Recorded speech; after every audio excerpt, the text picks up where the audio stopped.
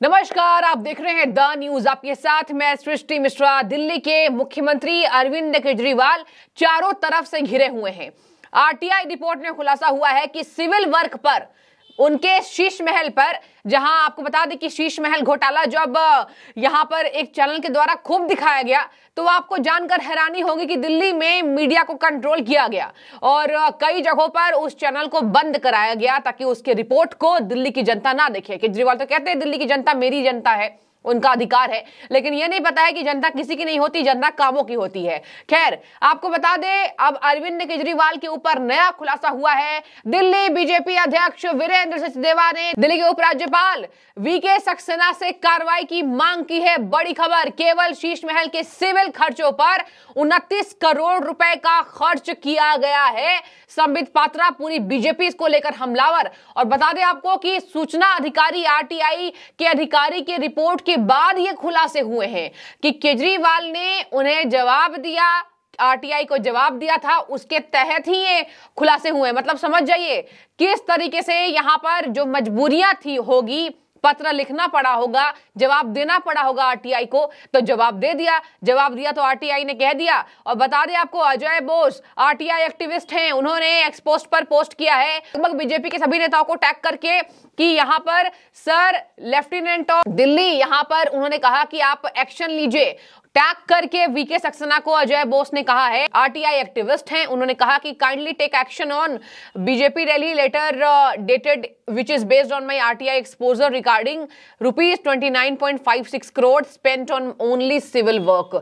तो देखिए यहां पर लेटर पर ये कह रहे हैं, अजय बोस जी कह रहे हैं, आरटीआई एक्टिविस्ट हैं, कह रहे हैं कि ये एक्शन की जरूरत है और सर आप प्लीज एक्शन लीजिए। यहां पर एलजी को टैग करके बता दें आपको, इसी पोस्ट के हिसाब से वीरेंद्र सचदेवा दिल्ली प्रदेश अध्यक्ष हैं, वीरेंद्र सचदेवा ने कार्रवाई की मांग की है और कह रहे हैं उन्होंने वीके सक्सेना को इसकी पूरी रिपोर्ट सौंप दी है और कह रहे हैं कि आप जल्द ही केजरीवाल के शीश महल घोटाले पर कार्रवाई करें। दिल्ली का पैसा कहां गया? दिल्ली का पैसा गया है केजरीवाल के शीश महल पर।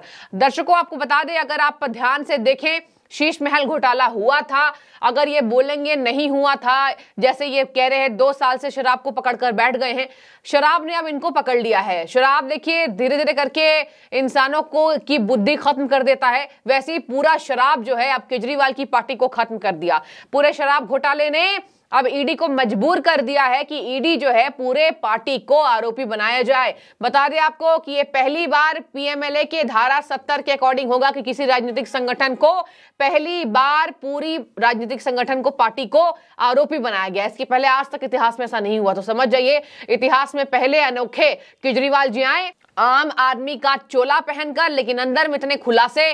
शराब घोटाला, शीश महल घोटाला, केवल सिविल वर्क पर 29 करोड़ रुपए खर्च। ये पूरा रेनोवेशन उनके बंगले का 45 करोड़ का था और देखिए केवल 29 करोड़, यानी कि 45 करोड़ केवल दिखावे मात्र के लिए है। अब और खुलासे होंगे तो और तथ्य सामने निकलेंगे। ये खुलासे करीब 100 करोड़ से भी पार का मामला बताया जा रहा है। बता दें आपको कि इसी के मद्देनजर संबित पात्रा हमलावर, बीजेपी के राष्ट्रीय प्रवक्ता, उन्होंने कहा है कि केजरीवाल दिल्ली के विकास नहीं, अपने व्यक्तिगत विकास के लिए करते हैं। और अब तो आरटीआई के अधिकारी ने इसका खुलासा कर दिया है, उसी के तहत सबूत है हमारे पास कि केजरीवाल दिल्ली के विकास की कीमत पर अपना व्यक्तिगत विकास चाहते हैं। दिल्ली सरकार से मिला आरटीआई का जवाब दिखाता है, दिल्ली के मुख्यमंत्री के आवास में केवल सिविल वर्क पर 29 करोड़ रुपए खर्च किए गए हैं। संबित पात्रा ने एक्स पोस्ट पर उस लेटर को पोस्ट किया है।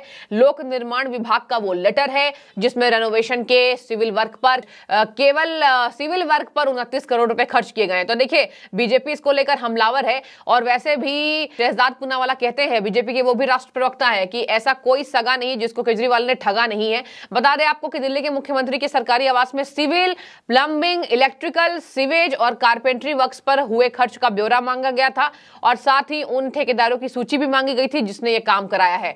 बता दें आपको अब ठेकेदारों की, और ठेकेदार तो चलिए ठेकेदार तो फंसेंगे ही, लेकिन उसके ज्यादा फंसेंगे बड़े मगरमच्छ, जो कि बड़े अधिकारी को बोला जा रहा है। बता दें आपको उन अधिकारियों की भी लिस्ट निकाली जाएगी वीके सक्सेना जी के द्वारा, दिल्ली के एलजी के द्वारा, जो ये अधिकारी टेंडर पास करने में मिली भगत करके केजरीवाल के शीश महल को चमकाए हैं। और बता दें आपको शीश महल ऐसी नहीं बना।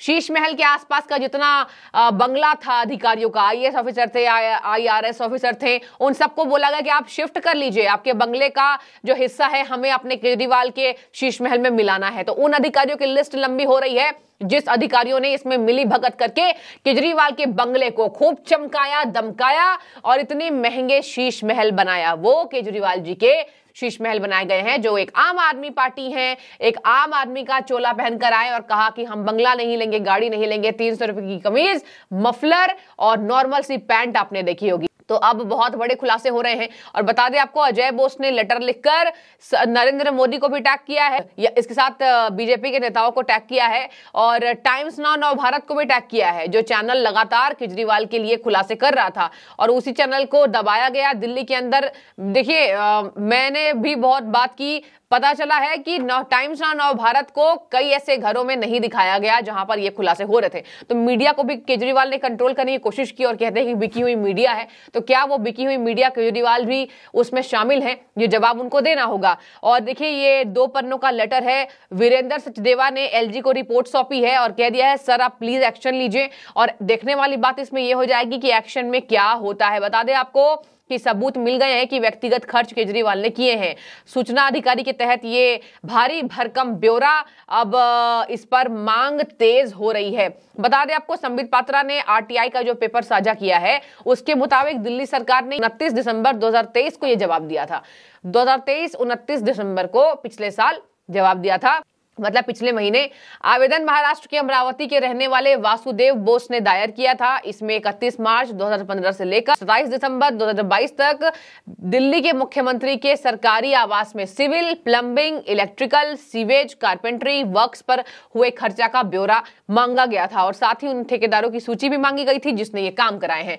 तो उन अधिकारियों की, उन ठेकेदारों की खैर नहीं है जिन्होंने दिल्ली की जनता से केजरीवाल के शीश महल को चमकाने में उनकी मदद की है। वैसे भी जहां का मुख्यमंत्री रहता है, सत्ता उसकी होती है, राज उसका होता है। तो देखिए, ये मुख्यमंत्री है, इन्होंने सभी अधिकारियों को कंट्रोल कर लिया।